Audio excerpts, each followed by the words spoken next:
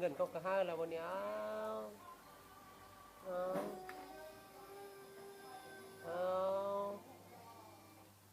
เบิ่งดูบ่อายก็บอกเบิ่งดู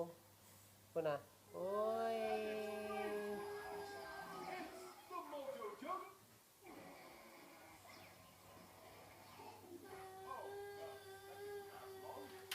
สิลิ้นบ่โทรศัพท์มันน่ะบ่ลิ้นหวะ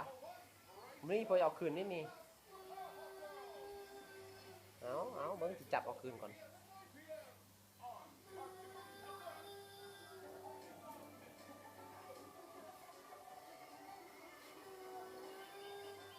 เพราะว่าบ่ต้องลิ้นของลิ้นน่ะนะเก็บเงินนั้นไว้เพราะว่าน่ะจักใดยังของลิ้นน่ะนะของลิ้นเราก็มีหลายแล้วเด้เอาไว้คือลิโอนี่ใส่ตุ๊กตาไว้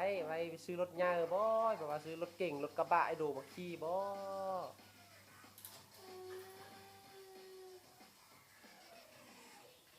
เอาเบิ่งคนขี้ให้เนาะโอ้ยยิ้มแด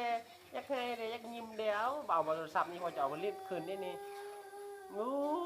ยเอาสมบัติแหลมกับตัวไก่แล้วบัดนี้บังดูสิเป็นตัวเป็ดแล้วบังดูเอายุ่งกันอีกแล้วนั่นน่านจะเป็นตัวเป็ดแล้วบัดนี้เอาบัดน่ะปักแหลมแล้วบัดนี้ก็คือคนขี้แดงเป็นตัวเป็ดนี่แหละโอ้ย